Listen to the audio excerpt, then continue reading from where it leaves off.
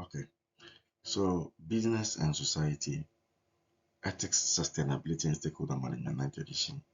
This book is by Archie Carroll and Anke Bartlett.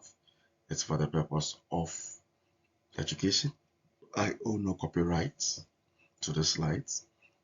Everything in here I got access to by my affiliation with Elite College, and I share with you. Ladies and gentlemen, we have come this way by going through chapters 1 to 11 of this book. I think this will be the final chapter, and we're going to discuss business, government, and regulation in the final chapter.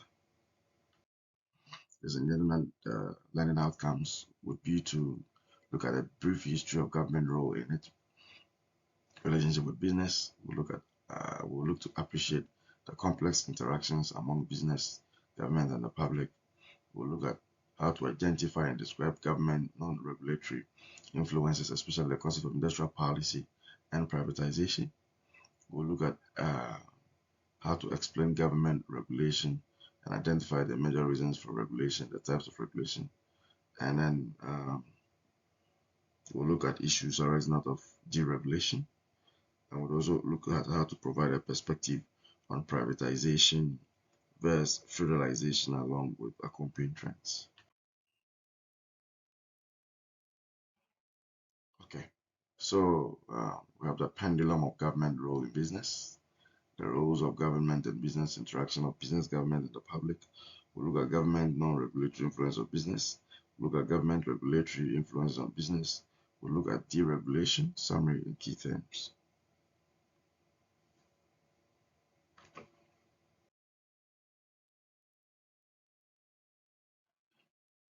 Okay, business, government, and regulation. Now, we say the government trends to become involved in business after serious problems arise, and there has been no shortage of problems. The first decade of the 21st century saw the tech stock plunge and the Enron, WorldCom, and other scandals. The collapse of the housing market put the economy on the brink of collapse. That decade swung the pendulum of government involvement in business from minimal to major player. So we've talked about the fact that the government tends to become involved in business after serious problems arise, and there has been no shortage of problems. And we say that in the 21st century, we saw the tech stock plunge, and we also have realized that the Enron, WorldCom, and other scandals have come up. The collapse of the housing market has already put the economy on the brink of collapse. And we say that the decade swung the pendulum of government involvement in business from minimal to major player.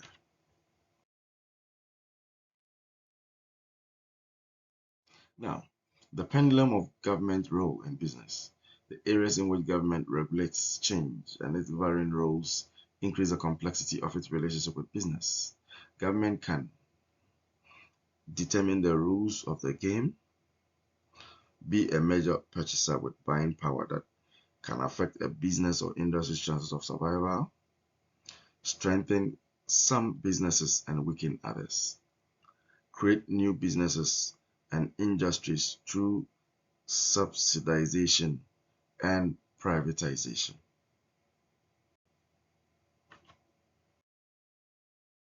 The role of government and business. For effective management, we say government role as a stakeholder must be understood. We also say that what should be the respective roles of business and government in our socio-economic system. If the role of business were simply production and distribution of goods and services, business would need little regulation.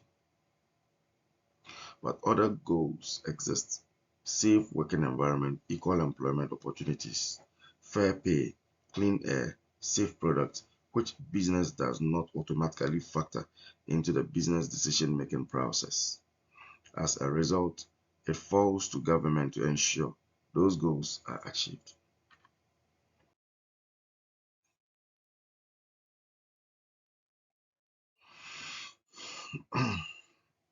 A clash of ethical systems. A clash of ethical systems. And with that, we say that the business beliefs the individualistic ethic and the collective ethic. We have the individualistic ethic and the collective ethic. And with the individualistic ethic, we say we maximize concession to self-interest, but the collective subordinates individual goals and self-interest to group goals and group interests. We also look at how to minimize the load of obligations, society imposes on the individual personal freedom. We minimize the load of obligations society imposes on the individual personal freedom. We also maximize obligations assumed by the individual and discourage self-interest. So one looks at self-interest, the other looks at group interests. One looks at personal freedom, the other one discourages personal freedom. One emphasizes inequalities of individuals, the other one emphasizes equality of individuals. Okay.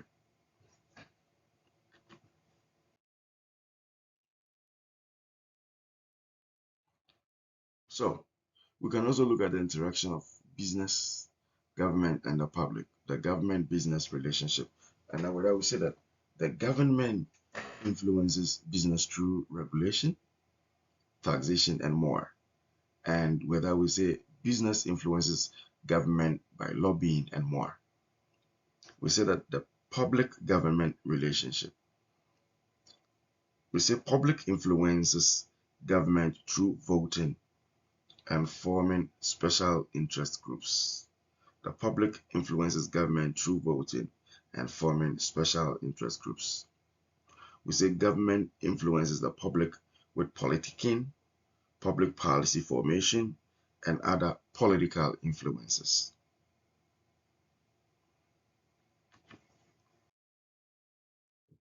Interaction of business, government, and the public. Business-public relationship. Business-public relationship. We say business influences the public through advertising, public relations, and other forms of communication. So the business influences the public through advertising, public relations, and other forms of communication.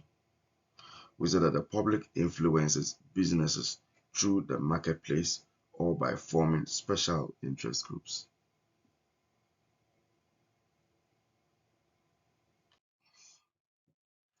Interaction among business, government, and the public. So this is the lobbying. Interaction among business, government, and the public. We have the public, we have business, we have government. That's the lobbying. So you see that regulations and other forms of persuasion exist through the lobby, and that is in between the business and government. So we have regulations and other forms of persuasion that exist. And in the public arena, we have advertising, public relations, political process, the government side, voting, interest groups, and contributions. So it goes this way. So business to government, political influence to the public, you go that way, interest groups not buying product, protest and all that. So we have the interaction, the relay among business, government, and the public. And that's how it goes. We have lobbying taking place, we have the public, we have the government, and then we have the business.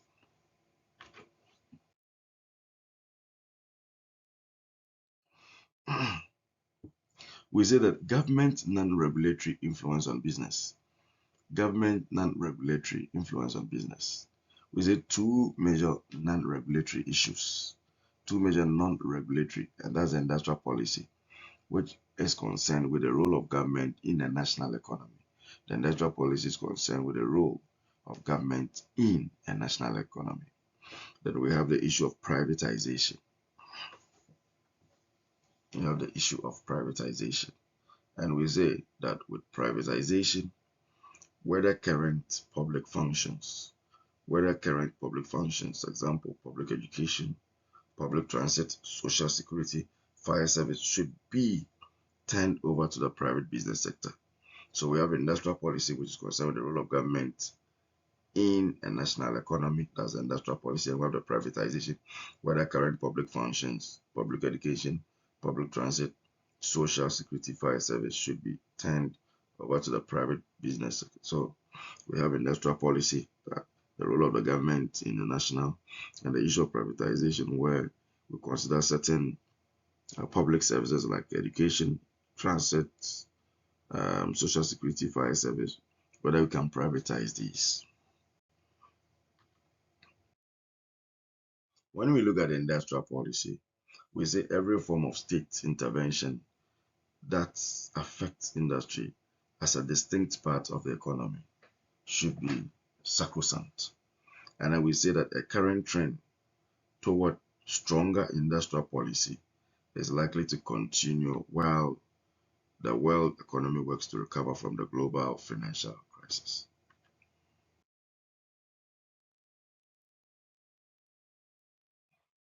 Privatization. Privatization. We say the process of changing a public organization to private control or ownership. The process of changing a public organization to private control or ownership. The intent, the intent is to capture the discipline of the free market and a spirit of entrepreneurial risk-taking. Two functions a government might perform: producing a service and providing a service. So the process of changing a public organization to private control or ownership, the intent is to capture the discipline of the free market and a spirit of entrepreneurial risk-taking. Two functions a government might perform includes producing a service and providing a service.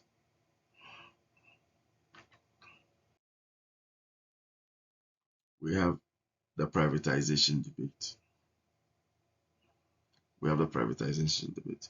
And with the privatization debate, we have two stands: the pro-privatization and anti-privatization. As I always say that the pro-privatization, they say government has no comparative advantage in many functions. You have no comparative advantage in many functions. I say government is less efficient and less flexible if government is pro-privatization. You have no comparative advantage in many functions and government is less efficient and less flexible. The anti-privatization. Anti-privatization. We say some activities can be effectively handled by the private sector. We say that privatization produces uneven results in efficiency gains and cost savings. And then we also say that privatization works best when the pursuit of profit does not work against broader social goals or public policy. So government has no comparative advantage in many functions. Government is less efficient and less flexible. That is a pro-privatization. But with anti-privatization, we say some activities can be effectively handled by the private sector. We say that the privatization produces uneven results in efficiency gains, cost savings. Privatization works best when the pursuit of profit does not work against the broader social goals or public policy.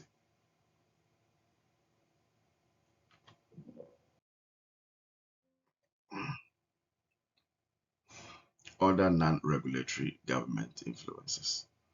Other non-regulatory government influences. We say government is a major employer. Government is a standard setter. Government is one of the largest purchasers. Government is one of the largest purchasers. It's a standard setter and is a major employer. And we say government influences business by the use of subsidies, transfer payment, loans and loan guarantees, taxation, monetary policy, moral suasion. So we say government influences business through all these, through subsidies, payment, loan and loan guarantees, taxation, monetary policy, and moral suasion.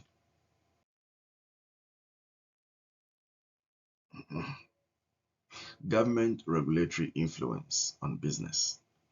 We say government regulation has become the most controversial in the business government relationship, affecting every aspect of how business functions. And we say most people agree that some regulation is necessary to ensure that consumers and employees are treated fairly and not exposed to hazards and to protect the environment. However, businesses also think that regulation has often been too extensive in scope, too costly and burdensome in terms of red tape. So government regulation has become the most controversial in the business-government relationship, affecting every aspect of how business functions. And we say most people agree that some regulation is necessary to ensure that consumers and employees are treated fairly and not exposed to hazards, and to protect the environment. However, businesses also think that regulation has often been too extensive in scope, too costly, and burdensome in terms of red tape.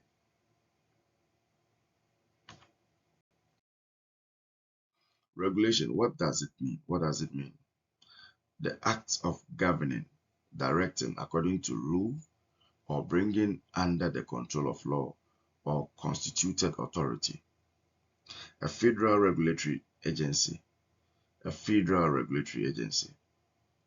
One, we say that has decision-making authority. The federal regulatory agency has the decision-making authority, establishes standards, operate principally on domestic business, has members appointed by the president subject to Senate confirmation, has its legal procedures governed by the Administrative Procedure Act. So you have regulation, the act of governing, directing according to rule, or bringing under the control of law or constituted authority. Reasons for regulation. Reasons for regulation. Most regulation arises out of a market failure.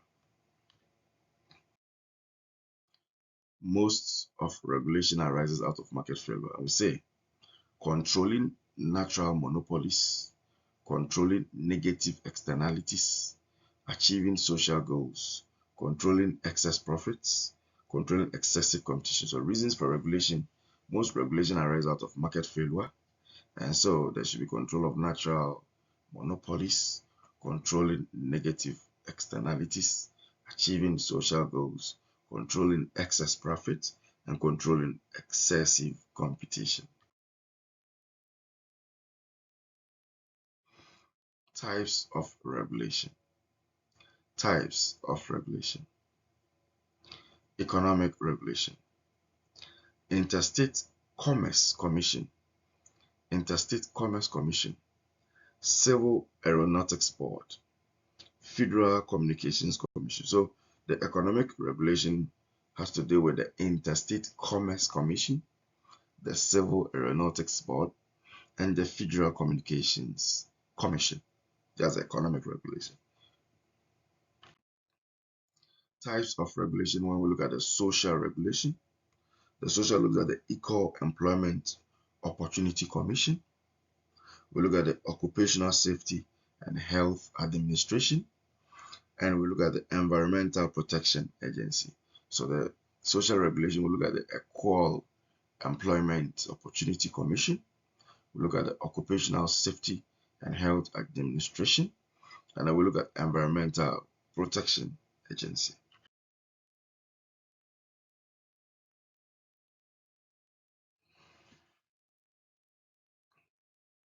Now, when, excuse me, I need to sip some water.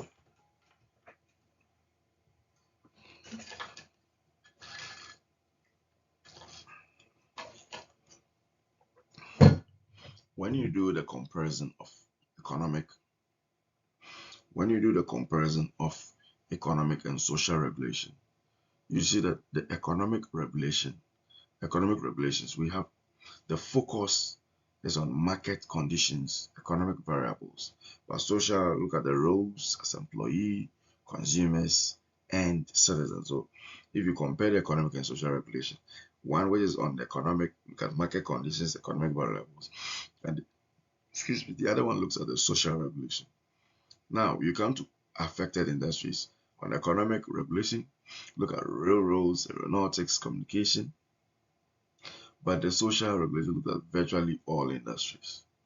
And then the examples of the economic regulations, they look at the CAB, the FCC, but social regulations look at the EEOC, OSHA, CPSC, and the EPA. So we look at the Environmental Protection Agency, we already talked about that. So we've talked about the fact that The social regulation looks at the Equal Employment Opportunity Commission, that is the EEOC. It looks at the Occupational Safety and Health Administration, and looks at the Environmental Protection Agency. This is it. But we've already also talked about the fact that the Economic Regulation looks at the Civil Aeronautics Board, and it looks at the Federal Communications Commission. So these are what we've already discussed earlier. Okay, ladies and gentlemen, we look at issues related to regulation. Issues related to regulation. And with issues related to regulation, you look at innovation, how innovation may be affected. We look at how innovation may be affected. We say when corporate budgets focus on defensive research, certain types of innovation are likely to take place. So innovation may be affected when corporate budgets focus on defensive research. Certain types of innovation are likely to take place. And I would say that new investments in plant and equipment may be affected.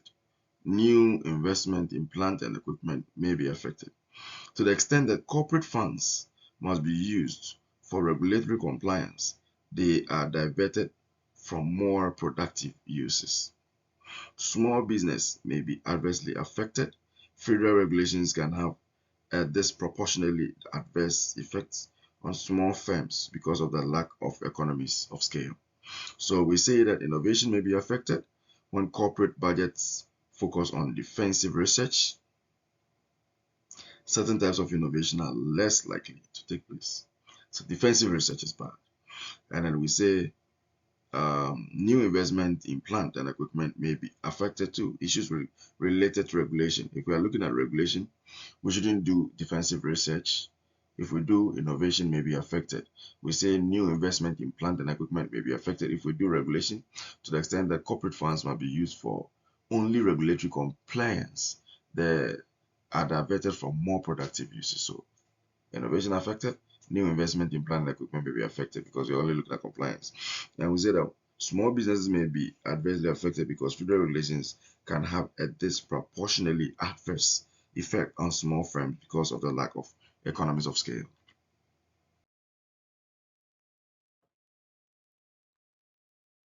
Deregulation.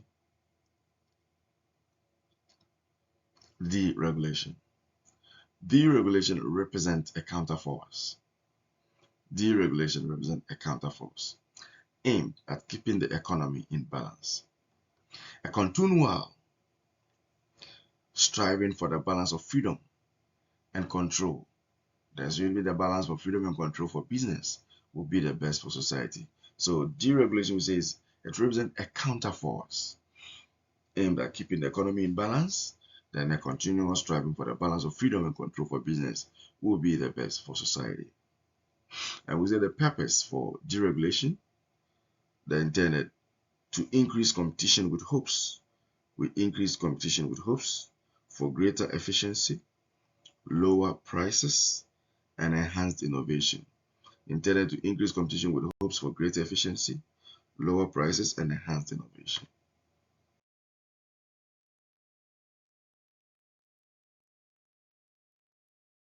Ladies and gentlemen, the changing world of deregulation.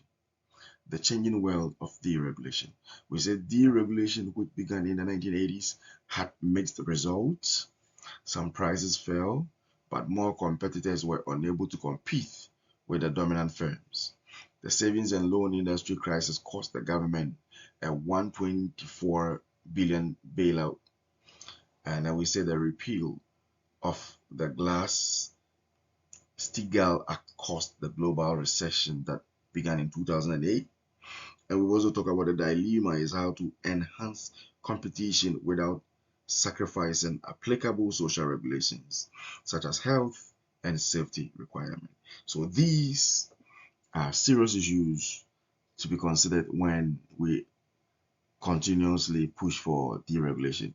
Deregulation, we say, it was a big issue in the 1980s, and we achieved mixed results, some positives, some negatives, and we say some prices fell, but more competitors were unable to compete with the dominant firms. The savings and loan industry crisis cost the government a 124 billion bailout. We have the repeal of the Glass-Steagall Act caused the global recession that began in 2008. And we said that there is the dilemma uh, how to enhance competition without sacrificing applicable social regulations, such as health and safety requirements. Ladies and gentlemen, let's look at these key terms. And these key terms we're talking about is the collectivistic ethic of government, deregulation, direct cost, economic regulation, excessive competition, excess profit, federalization, indirect cost, individualistic ethic of business, induced cost, industrial policy, market failure, natural monopoly, negative externalities, privatization, regulation, re-regulation. All these, we've looked at them. This by way of drawing the curtain to a close. And I want to tell you that you have been a part of this, and I don't take it lightly. Ladies and gentlemen, I know I owe no copyright for these slides. My use of it is for educational purpose and my affiliation with Elite College. This is 2015 Singage Learning. And this book, this Business and Society for Ethics, Sustainability, and Stakeholder Management, the 9th edition by Carroll and Buchholtz. Thank you and see you again.